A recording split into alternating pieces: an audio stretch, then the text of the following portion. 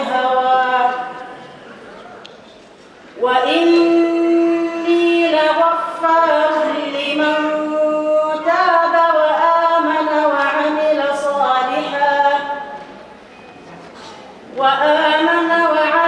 صالحا ثم اهتدى. Awali ya yote tunamshukuru Mwenyezi Mungu kwa neema ya kuwa na afya siku ya leo na hata tukaweza kukutana katika ukumbi huu wa Tulive kwenye finali za mashindano ya kina mama na mabinti, mashindano ya pili. Na pia tunapenda kumshukuru Mwenyezi Mungu kwa neema nyingine ya kutujalia sisi kuwa Waislamu. Napenda kuchukua nafasi hii kushukuru uongozi wa Ittihad Mamas Society kwa kuniteua kuwa mgeni rasmi. Ama kwa maana hii ni heshima kubwa sana kwetu. Dada Nuru aliponiambia kwamba nitakuwa mgeni rasmi, kwanza niliogopa. Lakini kwa uwezo wa Mwenyezi Mungu tumeweza kufika na hivi tunaelekea kuhitimisha. Hakika hii ni heshima kubwa kwetu kama taasisi, na salamu nyingi kutoka katika idara yetu ya Al-Baraka Banking, lakini pia kwenye ofisi zetu za kanda chini ya meneja wetu wa kanda Jennifer Tondi. Allah awajaze heri uongozi wote na kwa kunitunuku katika kwa baraka hii, maana kuna watu wengi ambao wangeweza kufaa pengine zaidi ya mimi kwenye kusimama hapa na kuwa mgeni rasmi wa shughuli kubwa kama hii. Pia napenda kuchukua nafasi hii kuwashukuru nyote mliohudhuria kwa ajili ya kusikiliza maneno haya matakatifu ya Mwenyezi Mungu, pamoja na wahusika wenyewe washindani ambao mmeweza kuhifadhi na kuweza kutusomea Qur'an vizuri. Tunaombea kwa Allah Subhanahu wa Ta'ala azidi kuwapa moyo wa kuendelea kuipenda Qur'ani na moyo wa kutukuacha kuhifadhi. Napenda kuchukua nafasi hii pia kuipongeza tena Ittihad Mamas Society kwa kufanikiwa kuandaa mashindano haya, si jambo dogo, na kuweza kuwakutanisha kina mama, mabinti. Tumeona kina mama wengine wamekuja na watoto, wengine ni watu wazima. Tunashukuru sana kwa hili, si jambo dogo, na kwa uwezo wa Mwenyezi Mungu jumuiya yetu hii ya Ittihad imeweza kufanikisha jambo hili, kwa maana yake ni jambo ambalo linawezekana. Washiriki mmeweza kuonyesha weledi, utulivu na umahiri. Mwenyezi Mungu atawalipa kwa hicho mlichokifanya leo. Hakika hili ni tukio kubwa na adhimu na tutaleta kwenye historia. Kwa hivyo tunamwomba Mwenyezi Mungu pia tujalie heri sote tuliohudhuria na washiriki wote pamoja na wadau wote ambao tumechangia kwa namna moja au nyingine. Ndugu zangu Waislamu, kazi ya kusomesha Qur'ani ni kazi tukufu mno yenye malipo zaidi, na mwenye kuifanya kazi hii ndio mtu bora zaidi mbele ya Mwenyezi Mungu mtukufu. Haya si maneno yangu, ni maneno ya Mtume wetu Muhammad sallallahu alaihi wasallam pale aliposema, mbora wenu ni yule aliyejifunza Qur'an kisha akaifundisha. Hadithi hii imepokelewa na Al-Bukhari.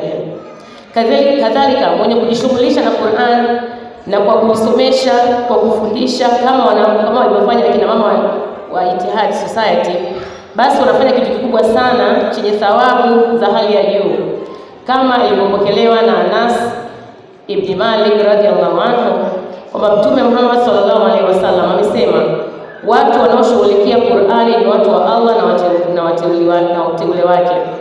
Hadithi hiyo imepokelewa na Ahmad ibn Majah radhiyallahu anhu. Pia imepokelewa na Qur'an ndio itakuwa mtetezi mkubwa siku ya Kiyama kwa atakayesoma kama alivyosoma Mtume wetu Muhammad sallallahu alaihi wasallam kwamba tusome Qur'an, kwani mwisho siku ya Kiyama ndio itakuwa mwombezi wetu kwa atakayesoma na kuweza kuihifadhi kwa wingi. Ndugu zangu Waislamu, hadithi hizi chache ambazo nimezinukuu hapa na zile ambazo hatujazisoma zinaonyesha umuhimu na ubora katika Qur'an, katika kuisoma, katika kuihifadhi na katika kusomesha katika ndani ya maisha yetu hapa duniani na kesho akhera. Kwa hiyo ndugu zangu Waislamu, naomba tuwe na juhudi binafsi, tujiongeze sisi wenyewe kwa kujiendeleza kwenye elimu hii ya kesho akhera, na nguvu hii tuielekeze pia kwa ndugu zetu ambao tunao nyumbani. Tuna watoto wa ndugu zetu, tuna watoto wetu wenyewe ambao tunaishi nao nyumbani. Tujitahidi kuwahimiza kusoma na kuifahamu Qur'ani, na yenyewe itaenda sambamba na kuishi katika misingi ambayo ni ya dini yetu bora hii ya Kiislamu. Tupunguze kuwapa simu na hizi vishkwambi, kuangalia muziki na mambo mengine yasiyofaa, huku wanakuwa nyuma katika upande wa dini. Katika hilo naomba nitoe nijihusie mwenyewe na niwahusie ndugu zangu kwamba sisi wenyewe tuchukue tahadhari katika kuijua na kuisoma kwa moyo, kwa sababu usipofanya kwa moyo pia inaweza ikawa ni ngumu pia kuipenda na kutamani kuendelea kuifahamu. Kwa mfano mzuri ni akina mama wa Itihadi na hichi kitu anachofanya. Kama hivi ni mara ya pili, kwa tunategemea hata miaka 10 ijayo tutaendelea kuona mashindano kama haya yakiendelea. Innamal amalu binniyat, hakika ukiweka nia njema basi Allah atatuongoza katika njia bora zaidi. Mimi binafsi natamani pia na mimi niwe vizuri kama walivyosoma ndugu zetu. Tunajitahidi, lakini tunatamani tuwe vizuri zaidi. Tunawasikiza wenzenu wanaposoma na Qur'ani, tunapenda na tunatamani sisi siku moja tufikie katika ubora huo. Ndugu zangu Waislamu, baada ya kusema hayo, naamini madrasa ziko nyingi sana hapa Mbeya. Tunaamini kwamba kwa sababu hatutamani kuitafuta elimu na kujua kama mashindano kama haya yapo au madrasa zipo, lakini leo tumeshuhudia wanawake wangapi tu kutoka Mbeya ambao wameshiriki mashindano haya. Kwa hiyo ina maana madrasa zipo kupitia misikiti na jumuiya ambazo tunazo.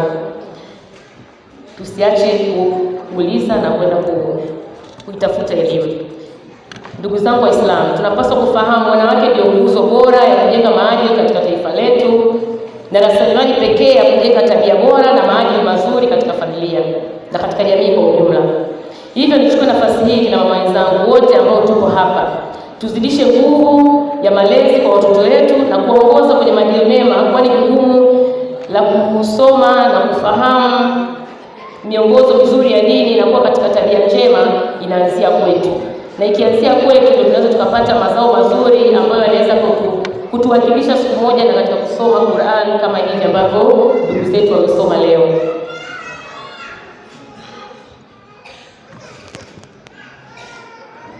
Jambo la maadili sio la kwetu peke yetu, sio la serikali peke yake, ni la kwetu wote.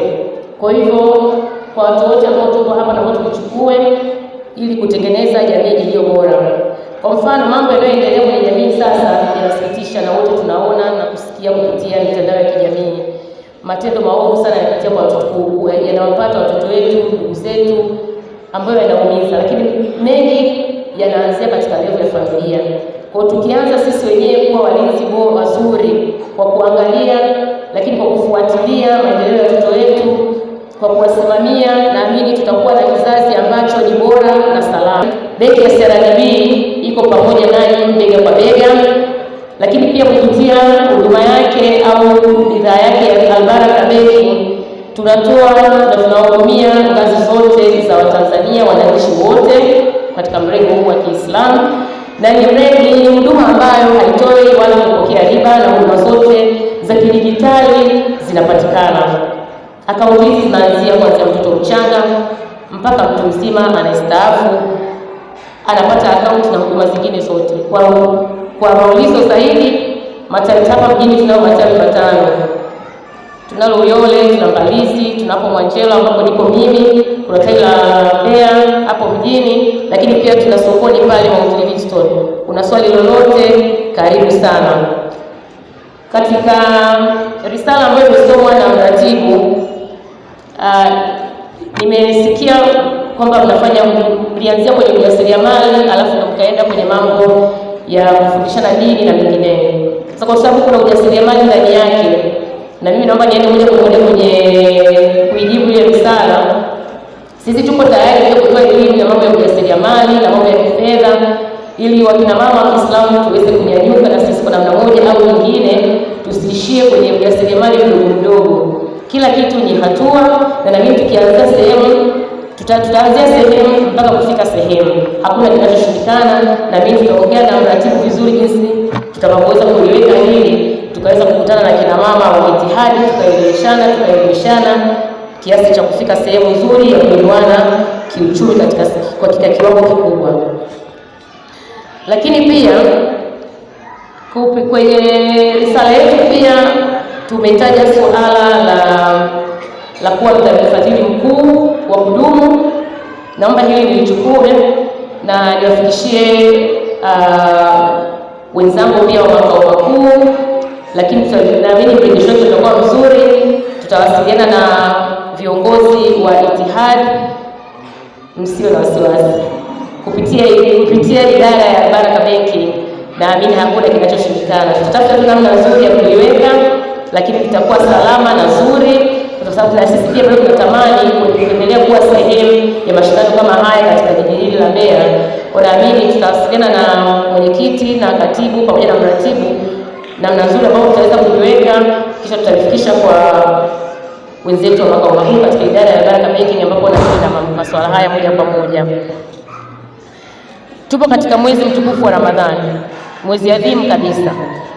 Tunawajibika kufunga, lakini pia kutenda mema, kutenda yale yaliyo mema, bila kusahau kutaka radhi kwa Mwenyezi Mungu Allah Subhanahu wa Ta'ala, ili mwezi unapoisha basi usiwe mdeni au usiwe wenye hasara. Huo ni ukumbusho. Pia napenda kuchukua nafasi hii kuwapongeza na kuwashukuru wana Ittihad Society, Mama Society kwa kuandaa mashindano haya makubwa ya wanawake ya kusoma Qur'an ambayo yamefana sana na imani kwa miaka ya mbele. Mwenyezi Mungu atatujalia heri, atatujalia uzima, tutaweza kushuhudia mashindano haya yakitimiza majukumu yote 30. Takbiri! Washiriki hongereni sana, hususan watu wazima ambao pia tumewashuhudia. Naamini kuna watu wazima pia wengine wapo, tuichukue kama motisha na chachu. Najua wengi utakuta ulitamani, lakini ule uoga, lakini tumeweza kuwashuhudia wengine na miaka 70 na 50 na si jambo dogo kuweza kuhifadhi na kuweza kuja mbele yetu na kutusomea, si jambo dogo.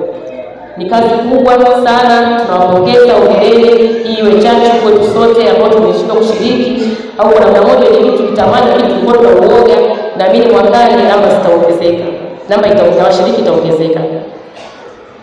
La mwisho, sipo umuhimu tuendelee kuishi kwa kupendana, kushirikiana na kujumuika katika mambo ya heri kama haya.